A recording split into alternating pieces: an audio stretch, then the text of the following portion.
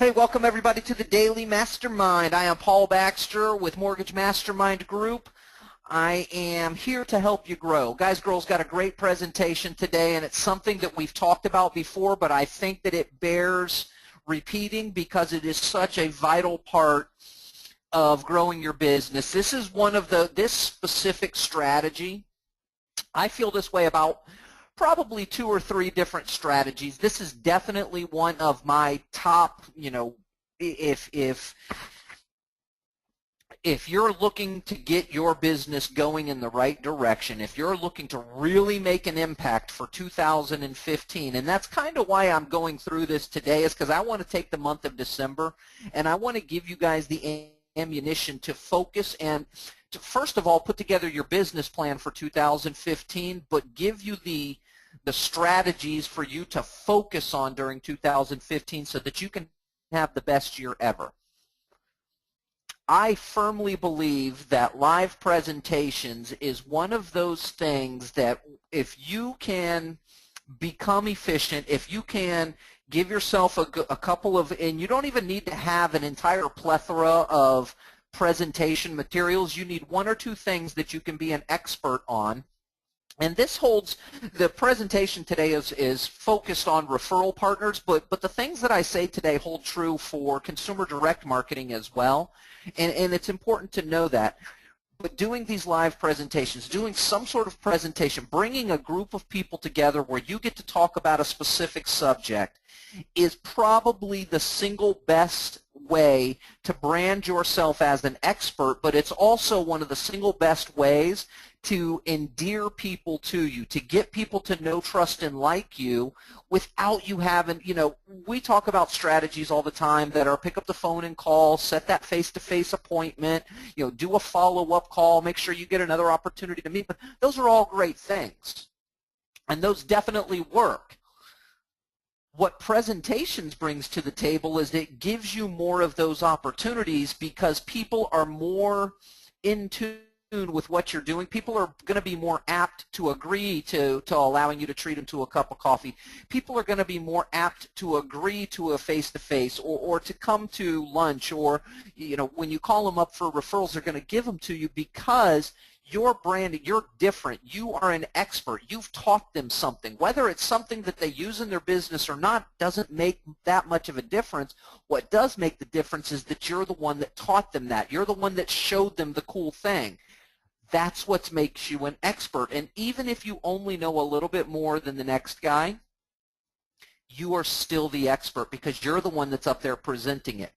And you guys have heard me say this before during your presentations. It goes back to elementary school. Everybody wants to give the teacher an apple. You become the teacher. You collect the apples. That's what it's all about, is giving you more opportunities. I am a big believer in presentations, and guys, girls, if you are not doing some sort of live presentation now, I highly recommend that this be on your list of to-do items for 2015 because it can really, really give you a huge impact. And when I say live presentations, I'm not talking about webinars. I'm talking about actual people in a room in front of you, whether it be and I'm going to go over lots of different presentation types here so you guys have good ideas and ways to, the reality is it's got to be fun for you. It can't be a tedious chore for you, because if it becomes something that's a tedious chore for you, it's not going to happen. You're going to stop doing it. It has to be something that you like doing. It has to be something that's fun. So what we're going to talk about today are lots of different presentation ideas and ways to keep it fun, to make sure that you're enjoying yourselves, but put you in a position that makes you an expert, that puts you in a position head and shoulders above the other loan officers in your market area or above the other loan officers that are calling on the same agents you are.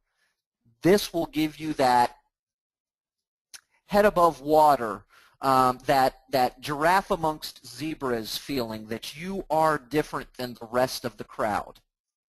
So presentations.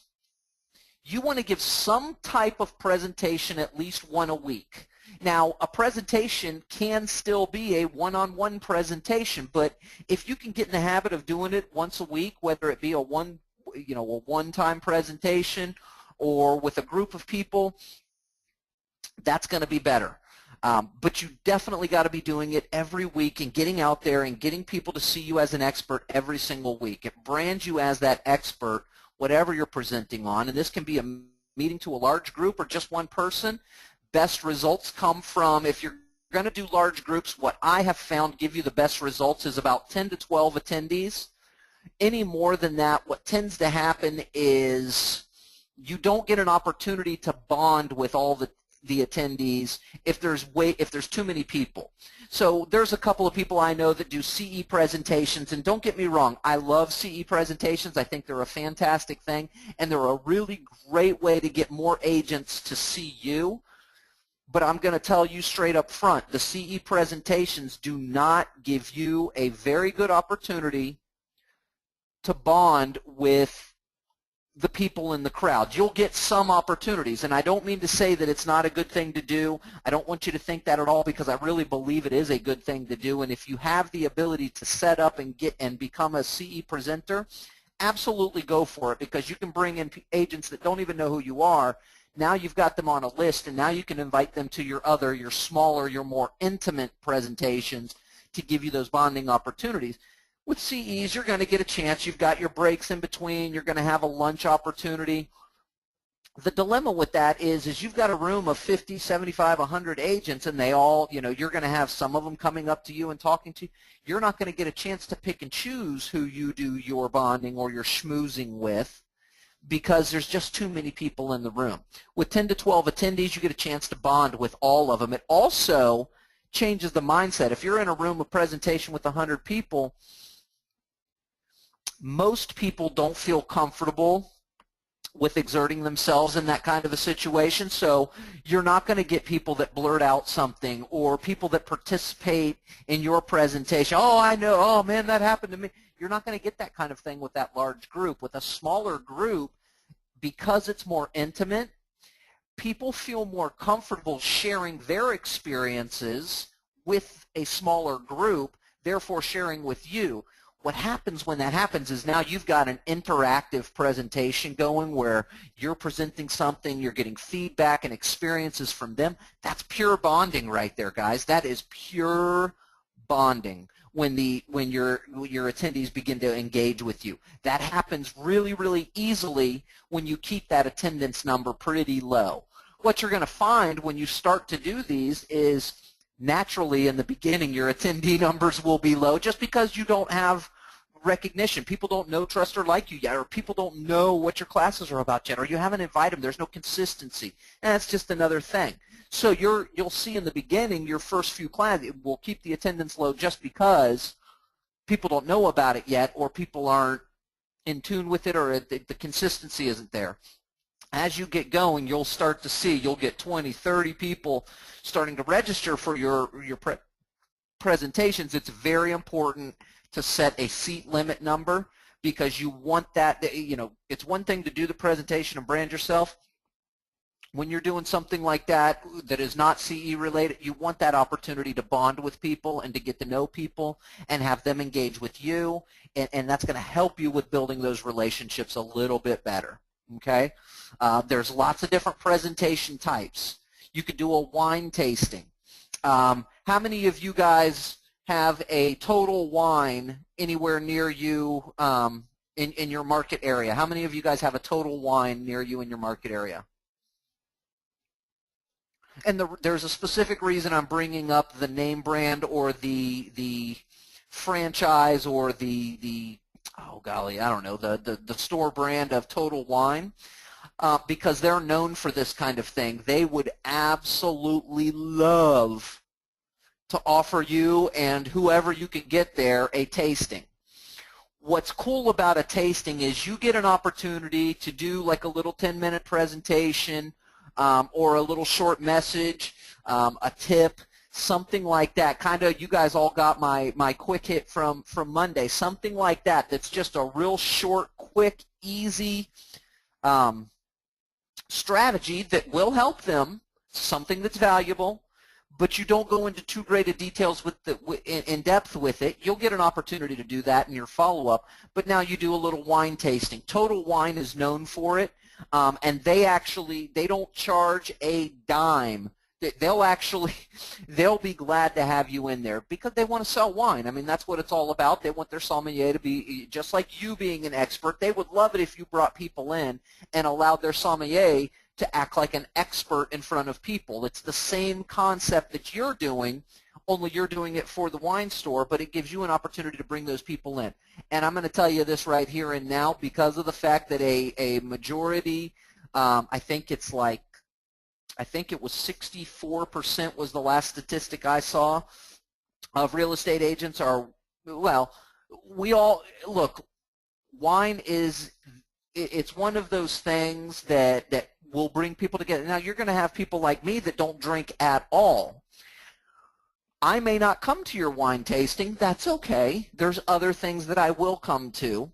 But the people who do enjoy wine, the people who you know, it's a fun, it's different, and it keeps you branded as an expert, but it's different enough to get people to respond to it and show up. Make sense? Do a coffee and questions. So what you do is you host a coffee and Danish Q&A for your referral partners. You know, you're doing a coffee in Danish, and you have it either at a conference room at your office, or you could do it in a conference room at your local title rep. You could do it in the back of the local Panera Bread. The local Panera Bread, I know this for a fact because I used to do it when I was selling POS systems to restaurants. They will be glad to give you a portion of their restaurant if you're going to have people come in, especially if you buy up front their Boxo coffee and an assortment of their bagels and danishes and you know, their breakfast stuffs. You can put that, literally cost you about $120 all said and done, and that's enough to feed like 20 to 30 people. You'll have plenty of bagels left over at the end. Trust me on this. I know from experience. And it doesn't cost anything and they'll block off the back of they will literally block off the back of their restaurant for you and allow you to have that space. Now, I'm not talking about a huge space. Remember, we're only talking about 10 to 12 people maximum. So it's not a huge, you know, it's not the entire restaurant that I'm looking for. I'm looking for 4 booths. You know, 4 booths gives me 16 seats. So it's really not a huge area I'm looking to block off, but I definitely want to have an area that would be blocked off for me so all my people could sit in the same area, and I don't, you know, I can do a short little presentation there. I can do questions and I can do answers right there, and it's not convoluted. It's just me standing in front of 4 booths or 3 tables or whatever the case may be in the corner where it's just us. And again, I know for a fact that Panera Bread will be glad to do that for you. There's lots of options in terms of that.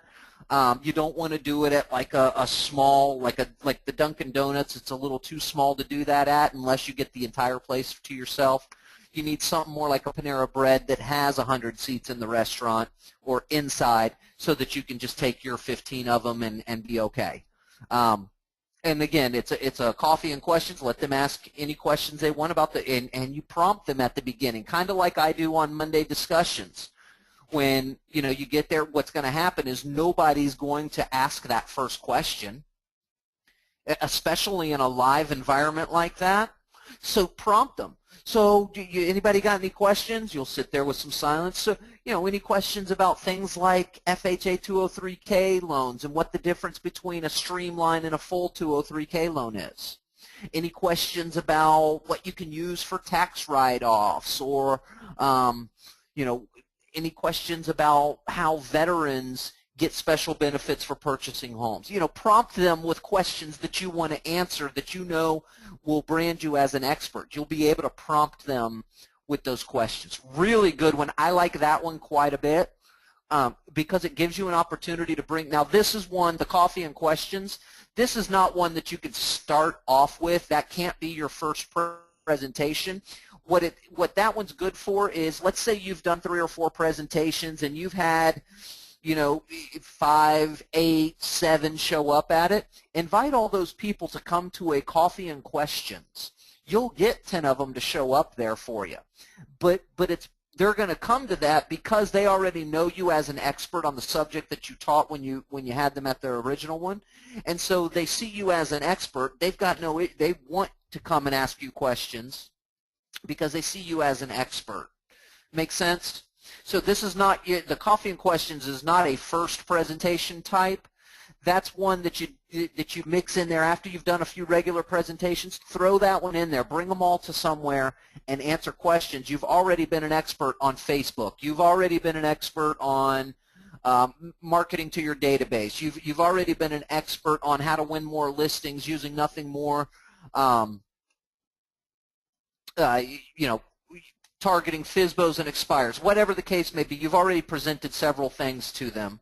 Now you're bringing them to answer any questions they've got, and then you get to prompt them on the questions because, again, I promise you this, you do that one, people aren't going to open up with questions right off the bat. You're going to have to prompt them. A lunch and learn, that's probably the most famous of all of the presentation types. Everybody has heard the term lunch and learn.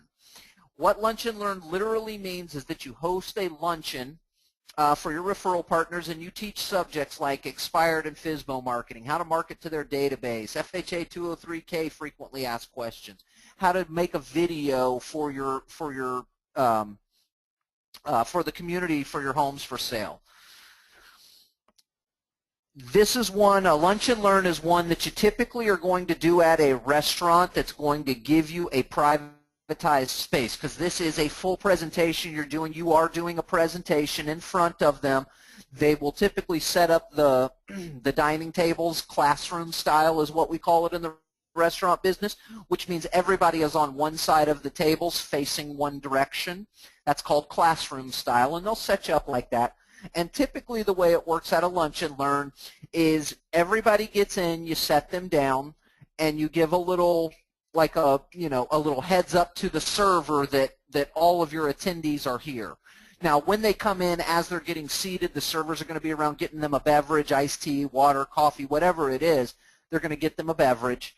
And then once they're seated, this is not an order off the menu kind of thing. This is a choose the fish or choose the chicken deal. They've got two choices. It's not anything, the servers aren't going to be asking your people, would you like ranch dressing or a vinaigrette? It's all prefix stuff, and you have to set it up this way. It is important to know that you absolutely, when you're setting this up, if you're going to do a lunch and learn and you're talking with the restaurant that you're going to do it at, it has to be very clear. The attendees will get no options once seated. The only option they get is at the very beginning as they're coming in, would you like water, coffee, tea, or soda? That's part of the prefix is that coffee, tea, and soda are included. And so that's the only option they get when they walk in is, would you like coffee, would you like tea, would you like soda, can I get you a beverage? They run and get the beverage. Everything else is predetermined. Now, how do you predetermine whether or not they want the fish or the chicken? There's two ways to do it. The first and by far best way to do it, once they register for your lunch and learn, so you're going to have a registration sheet. Once they register for your lunch and learn, you have yourself or somebody else call them up.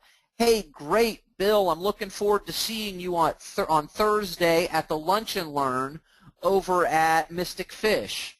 Listen, Bill, I wanted to ask you real quick. We've got two options. I've got either a fish or a chicken dish. The fish is going to be salmon served with a soy beurre blanc, and the chicken is going to be Parmesan crusted.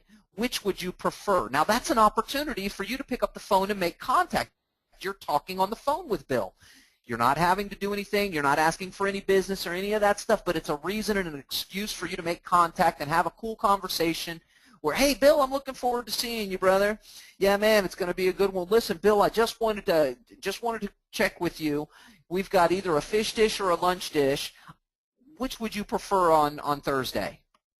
And so you get that order. When you get to the venue on the day of the presentation, you already have a sheet that says Bill, fish, Jeff, chicken, Jim, chicken, Lisa, fish, and it goes down the list like that.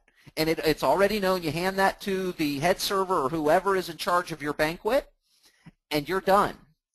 They will take care of the rest, okay? They can take care of that. Now, the other way to do it is, and this is probably the way that 99% of people, and when I worked in the restaurant business and I was doing banquets, 99% of the people who did lunch and learn type seminars at the restaurants that I worked did it this way. When they walk in the door, there's a registration desk. So you've already got them registered, but you've got a check-in desk as they walk in the door. And somebody walks in the door, oh, let me check you in. What's your name? Oh, Bill. Okay, Bill, got you here. And Bill, did you want to have fish or chicken? Bill says fish. You hand him a little square, just a sheet of paper. It can be a sticky note. I've seen them as sticky notes. I've seen them be the little cheap plastic poker chips. It doesn't matter. You just need 2 colors. And differentiate. You let your server know. If they got a red chip, they're having fish. If they got a blue chip, they're having chicken. So Bill walks in, hey, let me get you checked in. What's your name? Bill. Great. Okay, got you here. And did you want to have fish or chicken this afternoon? You're going to have the fish. Great. Put this in front of you. Here's a chip. Put this in front of you so the server knows what to deliver. And they just put the chip down in front of them right by their drink. It's easy peasy, and I will tell you that's how 99% of them do it. Now, if it's me, I'm probably going the extra mile, and I'm making that phone call prior to, and I'm setting up that Bill's going to have the fish beforehand, and when Bill comes in, I still have my check-in desk. Bill comes in, he checks in with me. Hey, can I get you checked in? Bill says, yeah, I'm Bill. So I check off his name. Great, Bill, here, put this chip right in front of where you're seating so the server knows you've selected the chicken today. I already know it because it's on my sheet as my person's checking people in. I already know it, or if I'm the one checking them in, I already see it's on the sheet. Bill told me when I called him on Wednesday he was going to have the chicken. Great. So now I just hand Bill my little chicken chip, and I don't have to do anything above and beyond that, and I got the excuse to call him an additional time, additional contact. Remember, multiple contacts is when the sale takes place. It's not the first one. It's not the second one. It's not the third one. It's after that the sale takes place. And again, we are selling ourselves. We're trying to get them to refer us business. And so that's a sale, right? That's a sell. And so multiple contacts, it gives you more opportunities, right? So I'm a big fan of the lunch and learn. It's all about doing it the right way. First and key elements is, make sure that you've got the right venue, speak with the restaurant owners, get yourself a good deal. I've seen some of the nicest restaurants be willing, and don't just go based on what their catering menu shows or what their banquet menu shows, because I was a banquet manager and I know that I didn't have anything for a lunch seminar under $12 a head, but I religiously did it for right at $8 or $9 a head. It is a negotiable price. It is a negotiable price. Now, with a negotiable price, the thing that comes with that is you will have to inform the restaurant the day before is what they typically are looking for, how many attendees you will have. Now, if I call up the restaurant on Wednesday, the day before, and I tell them I'm going to have 15 attendees, they're going to prepare for 15 attendees. They typically want to know what the menu selections are going to be prior to, but they'll prep for either way. If you don't know that until the time of, they'll get ready for that. They'll actually have lots of both prepped, and typically with something like that, it's a meal. It's not a specialty meal that they're going to give you. It's something that is regular on the menu that they can prep for regular dinner service, and whatever doesn't go out during your party can get served on regular dinner service. Now, that being said, if I call them and tell them I'm going to have 15 attendees, and the day of Thursday happens, I get 9 people to show up, I do my seminar, and at the end of the day I get my bill is for 15 attendees. That's just the way restaurants work. They need to, on a banquet, when you're doing a per head deal, they need to know it in advance, and whatever that number you give it to them in advance is, that's what you're going to pay. Now, a lot of restaurants, if you do have to pay for the 6 extra, you can request that you get 6 prefix meals packaged up and ready to take home with you. So you can get the extra meals. I recommend that you do it, because now you've got something to bring back to your office and give to your processor. or bring back to your office and give to your assistant, or go to the local real estate office that you've been trying to get into, and maybe one of the attendees was there, and you go by, hey, you know, we had some extra meals, and give one to the receptionist. You think your phone calls won't go through next time? Bet, check again. Give one to, you know, whoever you can see. It's a good idea to do that. But Lunch and Learn's one of my hands-down favorites and one of the most effective, because you've got a captive audience. They're sitting there eating. You've got a captive audience. Now, if you're going to do Lunch and Learns for Consumer Direct, keep this in mind. You will get a little bit of what I call the free lunch brigade, which means you'll get consumers that they will come to every one of your free lunches and never buy anything from you. It's just the nature of the beast, and one of those things you got to deal with. I mentioned it a few minutes ago, continuing education classes for real estate agents once approved. In your state, you can teach CE courses. They give you the guidelines for getting those classes approved. Get schools to bring in agents to present to. Teach CE courses on, like I said, the FHA 203K program. You can teach on VA loans. You can even teach on marketing strategies. You just have to structure the class the way that the state wants it structured to be approved for CE. Each state is a little bit different. Most states require that you be a licensed CE presenter, continued education teacher. You have to get approved to do that. It's not anything, no test you've got to take. It costs, it's $1. You got to give some money to your state's real estate board, and they'll give you the certification to be a CE teacher. In Florida, it costs $50 to be a CE teacher. In Florida, though, I cannot teach CE classes unless I am associated with a school or I am a school myself. To become a CE school, it cost, I think it was $500 to be my own CE school. That does require that I have X number of CE classes, so on and so forth. It's much easier to find a school that offers CE classes, or find one of your, a local CE school, and offer your presentations to them. They will jump on the opportunity. They're always looking for more reasons to bring more agents in. Here's the cool thing about it. Guys, agents have to pay for continuous education. If you're your own teacher in your own school, you get to keep that money. It's pennies. It would take you 10 CE classes to equal the same amount of money that you would earn from one closed loan. Trust me on that. So you're not looking to do it to make money. The reverse of that is if you hook up with a CE school, you tell the school they get to keep all the money. You're not looking to make any money. You just want access to the agents and to be able to present to the agents. Win-win for everybody involved. The schools will be very apt to have you in there. There are some states that you simply have to get your class approved. Getting a class approved, the state will tell you what the guidelines are, and each state's a little bit different, but I know it sounds difficult. I'm going to tell you now, it really isn't. It's nothing more than taking your regular presentation and breaking it down so that they see you have to have a 10-minute break every hour, you have to have 3 hours. It's got, there's specific things that have to happen during the presentation, and they'll give you all those regulations. It's not a difficult thing to get a class of yours set up and approved for CE. Again, that's a great way to bring in new agents and get agents who don't know you yet.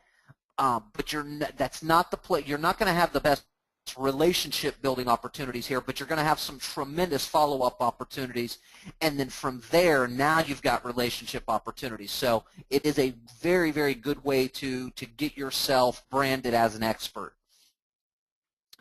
Host a Book of the Month Club. I know my good friend, and some of you guys on this call know him as well, my good friend Michael Mann up in Bethlehem, Pennsylvania. He actually does this, and he started it out because he had heard Michael Mayer mention it doing his Book of the Month Club thing, and so he started doing it in his local area. And I will tell you, it has taken off and created a life of its own. It didn't start that way. It was probably a solid 2 or 3 months. And what they do with this Book of the Month Club is they meet every second Tuesday of the month, so it's once a month, and they cover the books that they do in this Book of the Month Club are not things like The Shining. It's not, Tom Clancy's latest book. It's Michael Myers' 7 Levels of Communications. It's the Mr. Schmooze. It's the 4-Hour Work Week. It's books that are motivational, self-help, business growing, business ideas, marketing strategies, things like that. Those are the kind of books that they go into. So what happened is the first one, I think 5 people showed up, but those 5 people based on, so the first one, obviously, because Mike Mann being who he is and his relationship with Mike Mayer, the first book of the month, the first meeting was about the 7 levels of communication. He actually had a copy there for everybody that attended. Gave them all a copy. He broke down a couple of his favorite chapters, pointed out a couple of chapters for everybody to read, and that was the end. All of 15 minutes was spent talking about the book, and the next hour and a half was spent having a beer. They did it at a local bar in the back of this local bar, just hanging out. Everybody had a beer, and everybody hung out for at least an hour to an hour and a half. But those 5 agents took that book and the information they got at the thing, just that 15 minutes, and they went back to their offices talking about, oh my gosh, have you heard of this book, 7 Levels of Communication? No, where'd you hear about it? I was at this Book of the Month Club thing last night that my good friend is doing, and so they started talking about it. And then the next week there was like 12 there, and then the next week there was like 22 there. He ran out of 7 Levels of Communication books to hand out, and it became big, and it became a life of its own. Now it's its own thing. It's not called the Book of the Month Club for him anymore. It's just called the monthly meeting. They get together once a month. 20 to 25, 30 people show up every single second Tuesday of the month, and Mike doesn't even really do much of a presentation anymore. It's just a hangout. Everybody gets together and hangs out. But it all started with the Book of the Month Club and having a plan or something specific to talk about that was designed to help those agents that did show up for that first one to grow their business. I love this idea because this is something that's not going to take you very much time to implement or do, and it's not going to cost you hardly anything. No, you don't have to hand out a copy of 7 Levels of Communication to everybody there. Just go through the excerpts that you like, or take one of your books that has really meant a lot in your life and go through it a little bit. Talk about what's meant a little bit to you, why it meant that much to you, and then, any other questions, any other books you guys want to talk about. And go from there and just have fun. It's a relationship building thing. Love the idea of this. Again, doesn't have to cost you anything. You didn't offer to buy them drinks. You're not providing appetizers. None of that stuff. It's just a Book of the Month Club, guys. It's not a I'm presenting to you thing, right? Appreciation breakfast. I got this idea from my good friend Ed Nauerall. This is something we've been talking about. Golly, Ed and I talked about this a couple of years ago when he first told me about that the barbecue he does. It's like the crab bake or crab boil he does. It's not really a barbecue. But an appreciation breakfast. And Peggy says, I'm doing one of those on the 12th. That's awesome, Peggy. How many people are you doing an appreciation breakfast for? How many people do you think are going to attend? I invited my top 7 referral sources. Perfect. Fancy restaurant. How much, all said and done, how much do you think it's going to run you? Or have you contacted the restaurant and set up a specific deal?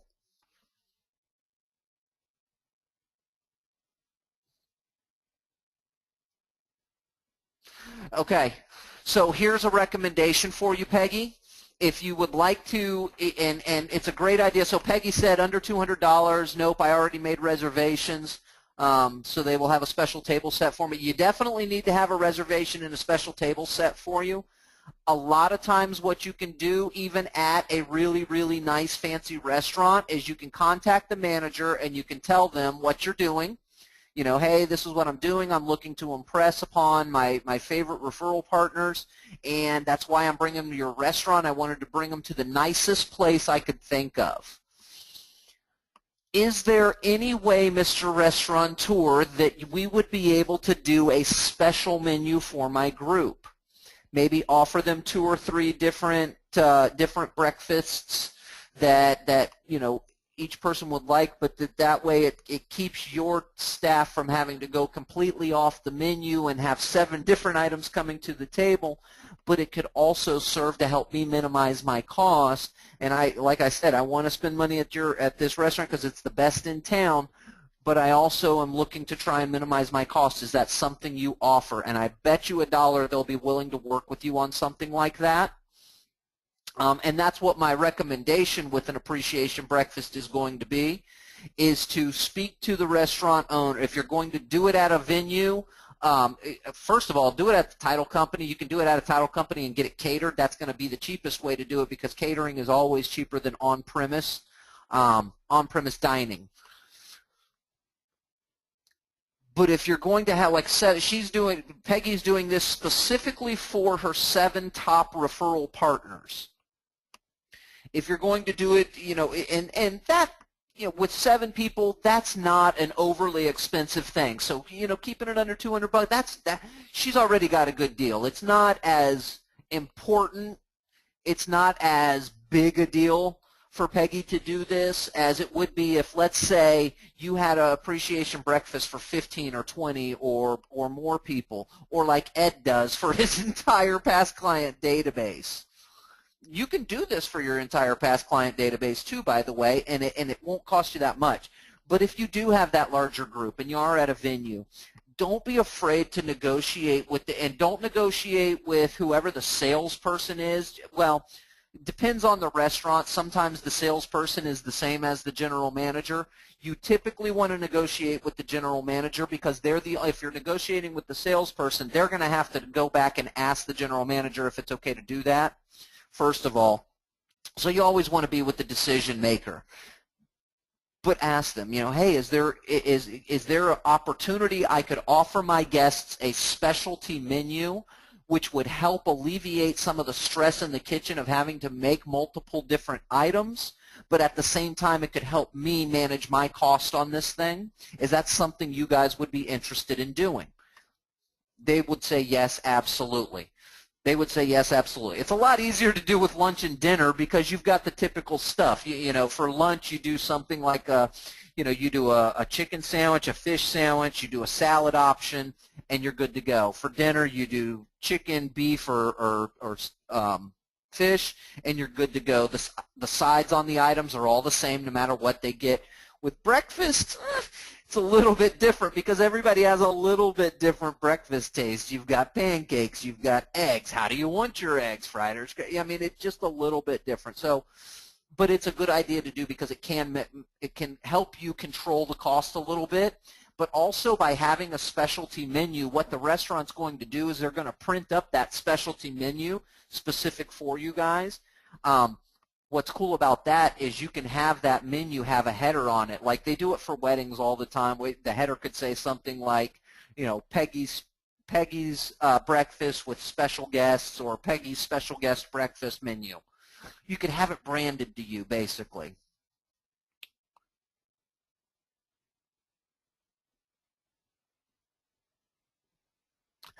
So Peggy says the restaurant is where she does her stacking also, and they treat her like a queen in there, and that's because she's done the stacking the right way. She takes care of a little over-tipping of the server, a little, a hug here or there. Some niceties go a long way when it comes to restaurant servers. Trust me on that. She says, I got hugs for my server and the host when I stopped by to make my reservation. That's awesome. That's awesome. But don't forget about all your referral sources, your CPAs, your attorneys, agents, obviously. Introduce them to each other. That's a great opportunity to get some cross-networking going and help them build their business from your appreciation breakfast. Now that appreciation goes even further. Cocktail party, that's a fun one too. You can host a cocktail party at an office. You can even do that at your regular office. It doesn't have to be anything big deal.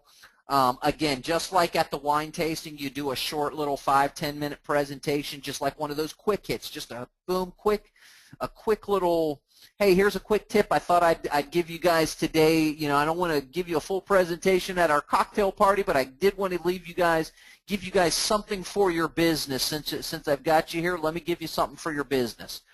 Here's how you make a Facebook fan page. just real quick, boom, boom, 2 seconds, you know, nothing major, just real quick and short. Don't go into detail on anything. Make them ask you for the details of it. That's part of the benefit of being able to do one of those short presentations, is you can leave out enough that makes them ask you for it.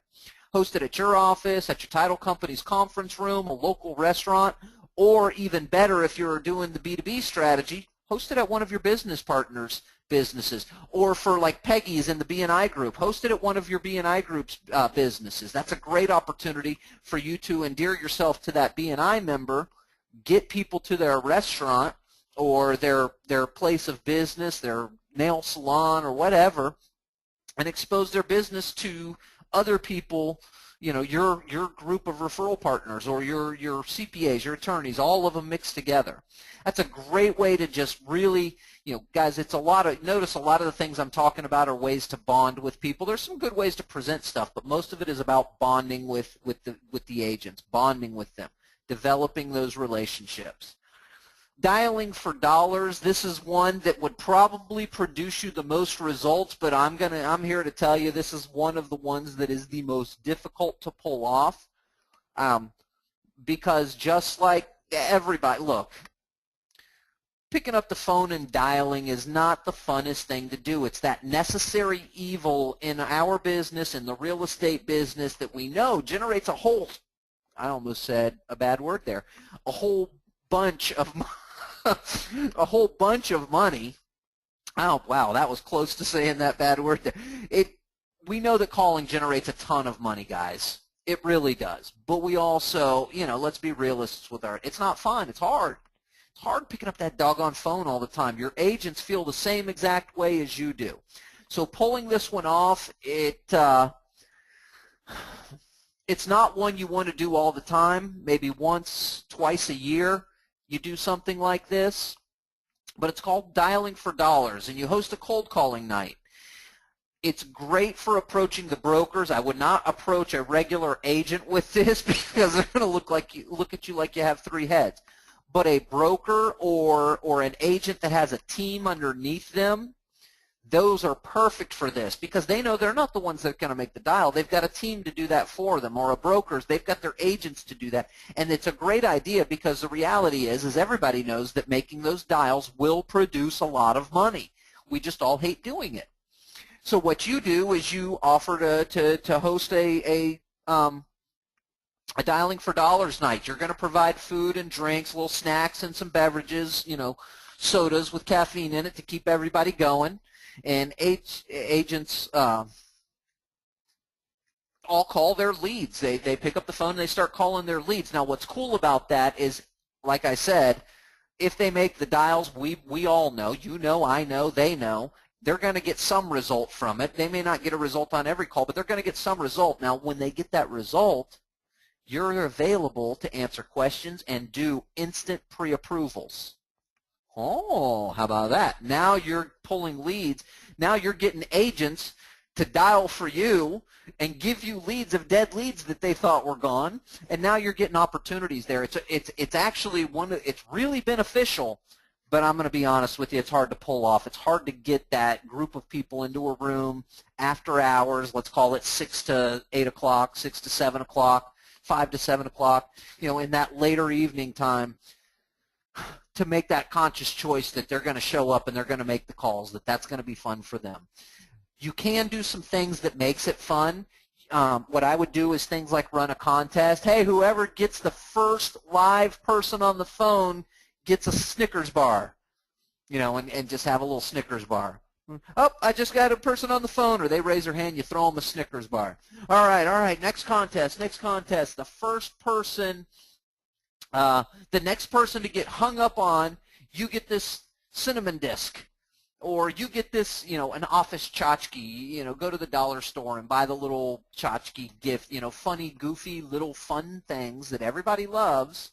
You know, all right, I got the fun one next. Whoever gets hung up on next, you get the clapper, and it's a little thing that does clapping.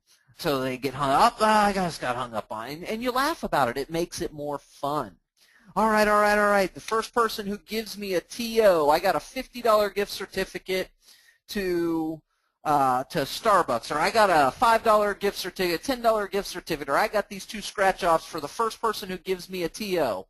What's a TO? It's a turnover. First person who gets somebody to say they want to get pre-approved or has a question about mortgage, you get this $10 gift certificate to Starbucks. Who wants Starbucks? Now they're all working for you. Now they're trying to get that TO because it's fun to win, and they want some Starbucks, you know, so you do a little bit bigger gift when you start asking them to turn people over. Or first person to get a pre-approval, get me a pre-approval, gets this. Do a little higher end gift for the fun one. You know, first person to get hung up on, you get this clapper. You know, do the little dollar tchotchkes. It can be a ton of fun. Getting it set up is difficult, but if you approach it the right way with the right person, approach the broker, approach the team leader, you can get something like that done. Not something you want to do all the time because, again, I'm going to be straight up honest with you. Making that many dials and you being there for TOs, you may not get any. It can be a little bit of a pain, but, man, when it works, it is on fire. What's next? One-on-one, once a week, take a referral partner to lunch. And you guys have heard me say this over and over and over again, how important it is to treat somebody to call. Every week you need to be meeting face-to-face. Even if you're a week, you know, you're sitting there and it's Wednesday and you don't have any face-to-faces set up, call your favorite referral partner and tell them, hey, I haven't met with any agents yet face-to-face this week. Can I come by because I need a face-to-face meeting? And go over there and bond with them. Let them laugh at you a little bit. What do you mean you can't meet with anybody? What? Yeah, you know, that's my thing. And I figured if I'm just gonna meet with any old body, I figured I'd meet with a good friend. So I picked you up a cup of coffee and came on by. Is that cool? You know, something like that. Yeah, I mean, you could do some fun things, but it is important to be constantly meeting with people because face-to-face is where you make those sales. Host your meetings in unexpected places. A car dealership is fun. They're always looking for realtors to see their cars. Game places like Dave and Buster's, that's a great time. You do your little 10-minute presentation and then give them a stack of coins or, you know, tokens, or I think they do at Dave and Buster's, they do the little game cards, and you can do them as little as $5 and as much as $50 game cards. What would it cost? It cost you $50 to have 10 people in a room that you've done a little presentation and give them all a $5 game card. You think they're not talking about that at their office later on in the next day? I guarantee you they are. Go to the park and host a picnic lunch. Bring horseshoes, or cornhole toss is a big favorite these days at tailgating and outdoor picnics. Bring pin the tail on the donkey, for goodness sakes, if you find a little pavilion. Fun things that get them talking about your event after they were there. You wouldn't believe this. I went to this realtor presentation, and you know what we did? We played video games at Dave & Buster's. It was a ton of fun. Did you learn anything? As a matter of fact, he told us this little cool little thing, and they'll remember. They'll remember the entire experience. Most of all, have fun. Offer something cool and meet with people. Just have fun and get them. People will show up, but have fun with it. Do different things. Hand out a copy of your PowerPoint. Now, this is the extras. These are little things, and that's a big differentiation. After presentation time, some of the extras that you need to do to really get the big impact out of your presentations, have a handout, a takeaway. A takeaway is always something good because it reminds them that you're an expert. Okay? Also, during your presentation, if you give them a place to take notes, it's going to encourage them to engage with you, but you're also going to be able to see, based on who's taking notes on your little section, who doesn't have it open, who's just got it sitting in front of them, who's engaged, who's not engaged. Now you know who your focus is on, right? Have a drawing at the end for a giveaway, a book, a gift certificate, lottery tickets, big winners like the 7 levels of communication. You can pick those up if you buy them in bulk for as little as, I think, $7 a copy. Man, that is a great giveaway. That is a great giveaway. And remember, you know, if you buy 100 of them, you've got 100 presentations you can do because you're doing a drawing to give away just one. Everyone loves to win. Have dollar store tchotchkes and candies to give out when you ask questions. All right, who can tell me where you go on Facebook to create your fan page? And somebody raised their, oh, you go to any fan page. Oh, you get the tchotchke. Great job. All right, who can tell me how many likes you need to be able to get a vanity name. Oh, 25, 25. Yep, great job. Here's your tchotchke. You can have fun things and ask questions about your presentation as you're going through it and get them engaged. Very important to create engagement and get people engaged in what you're doing. Make sure the last slide, this, I don't waver on this, and if you're doing presentations that you don't have this done, you are wasting an opportunity. You have a chance. You know, these are presentations that are designed to help the real estate agents grow their business, but you do get a chance to ask for business. You absolutely get a chance to ask for business, and it's by including your contact information and a little message at the very last slide of your presentation. And this should be the last slide of every single one of your presentations. Thank you for attending today's presentation. Please remember, I am a mortgage professional first and foremost. Your referrals are always appreciated. You don't even have to present this slide. As you're going through your presentation, you know, I'll kind of go through it the way. And so what you're going to do is you'll take in your fan page is done. Now you can start inviting people to your fan page, and you've got a great place on Facebook to get people in your community to check you out.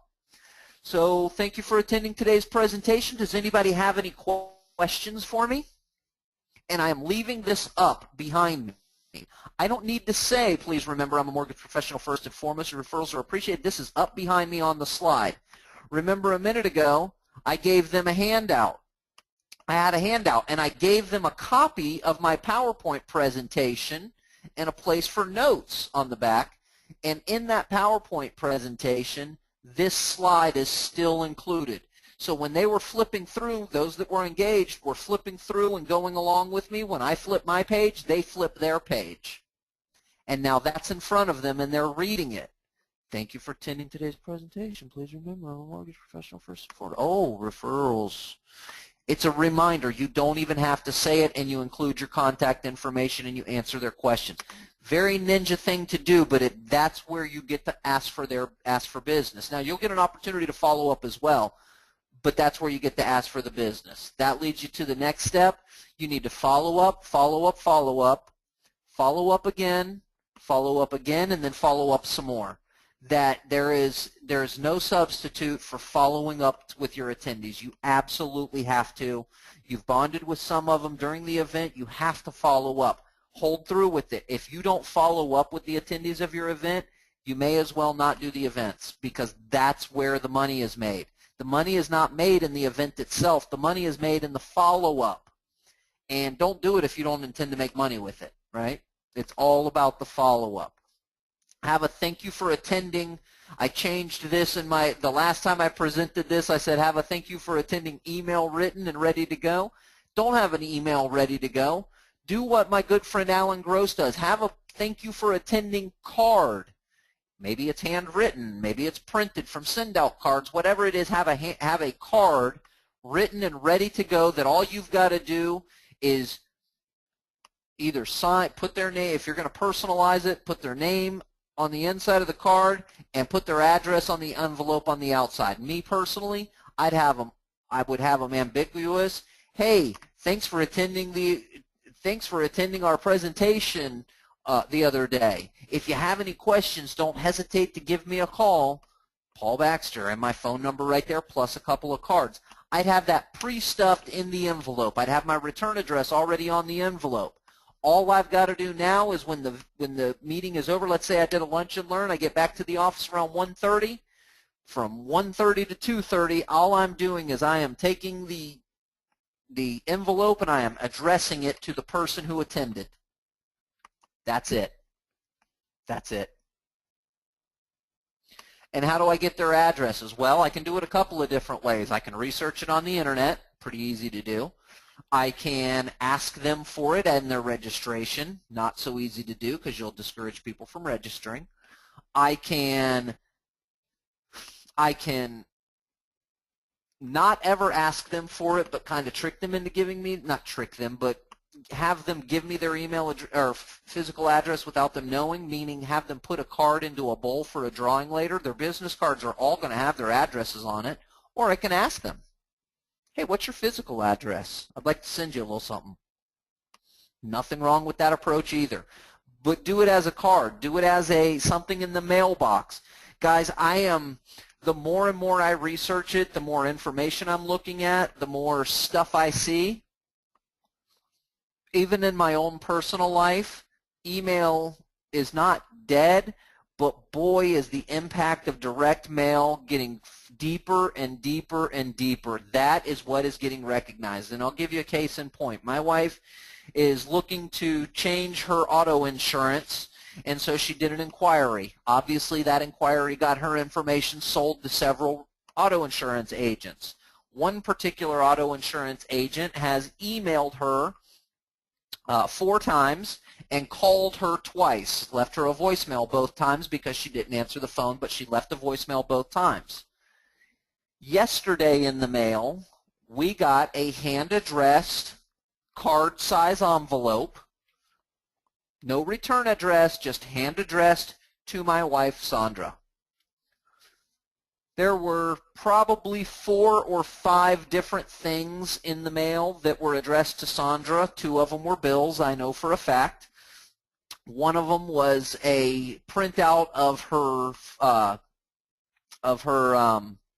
benefits thing from her job. She gets a monthly printout that shows her what interest and what all she's accrued and what's gone to her retirement, how much she's put in, how much the company has, matched her and all that stuff. And then there was a direct mail piece from a car dealership that was pretty obvious. It was a direct mail piece from the car dealership. It had the see-through window pane envelope. It wasn't, it didn't look like a card envelope. The very first thing she opened was that card. I asked her why. She said it looked like a greeting card. It's Christmas. I thought it was a greeting card. But what I noticed, and I didn't ask her any questions until she put the mail down, what happened is she opened that piece of mail. Inside of it was just it was on stationery type stock, was an advertisement on the front, had the, I can't remember the auto insurance name, I want to say AAA. Anyway, it had their logo on the front. It wasn't even it had their logo, company logo on the front. You open it up and it had a letter in there. Hey Sandra, I've been trying to get in touch with you to talk about your insurance quote and possibly see if we can't, give you a quote with us and have you move over. And then also there was a business card in there and one other piece of paper that showed some sort of a discount code. But she looked at each sheet of paper that was in that envelope, front and back, read every single word. She put it down and started opening the other mail. I said, can I ask you something? First of all, what made you open that one first? So I thought it was a greeting card. I said, okay, I get that. But when you opened it and noticed it wasn't a greeting card, it was just a direct mail from that insurance lady, why did you read through every piece of mail? She said, well, I hadn't had a chance to read any of the emails she sent me yet, and she's been leaving me voice messages, and I definitely need to change my insurance, but she's sent me some emails that I haven't even looked at, and she left me a couple voice messages. When I opened it and realized it was her, I thought that I'd just take the opportunity to see what it is that she's offering. I'm going to call her tomorrow. And sure enough, this morning my wife called her. So that's what a direct mail can do versus an email. It just gives you a different kind of impact, guys. I can't, and that's off the beaten path. Have a card ready to go on your follow-up process. Schedule your follow-up call and script it out. Have it planned, ready to go so that you know if you do this presentation on Thursday, on Monday you're going to follow up with every attendee between 2 and 4 o'clock. Have it pre-planned, written out, ready to go. The first few may have a really low attendance. I've talked on that a little bit, but they will increase with consistency. You can't do just one and done. Every week, do at least one presentation, one-on-one or with a group. Okay? Partner with your title reps. Have them invite their agents to help you provide you provide the content, have them invite the agents. Be prepared when approaching title reps. Don't go in there and say, hey, I was thinking about doing these presentations. Would you be interested? Yeah, get me something in front of me. We'll think about doing something like that with you. And nothing will ever happen. but go to them and say, same title rep, hey, Mr. Title Rep, I want to do a presentation. I'm going to do it on December the 12th. I'm going to do it from 1 to 2 o'clock, and I'm going to be teaching agents how to create Facebook fan pages for each one of their listings. Is that something you want to partner with me on? Yes, I would.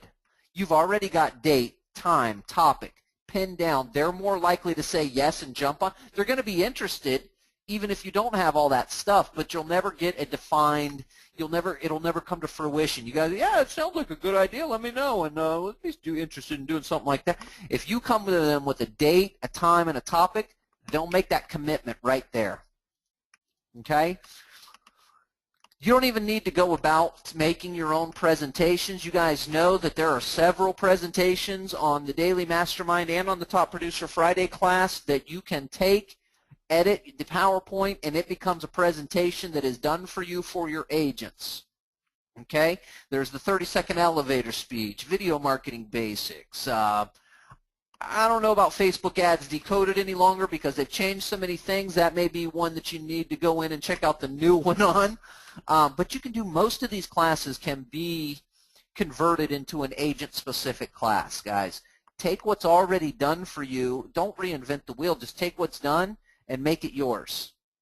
Become an expert. Everybody wants to work with the expert.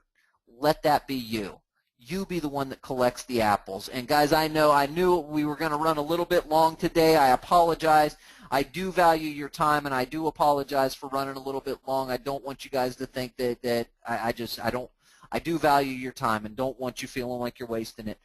Guys, girls, that's all I've got for today. Tomorrow we're going to go in a little bit deeper with this. I hope you learned a little something. If you have any questions, don't hesitate to reach out. Let me know. Post them on the private group on Facebook or shoot me an email. Guys, girls, have a fantastic rest of your day, and we will see you right back here, same time, same channel tomorrow. Have a good day, everybody. What?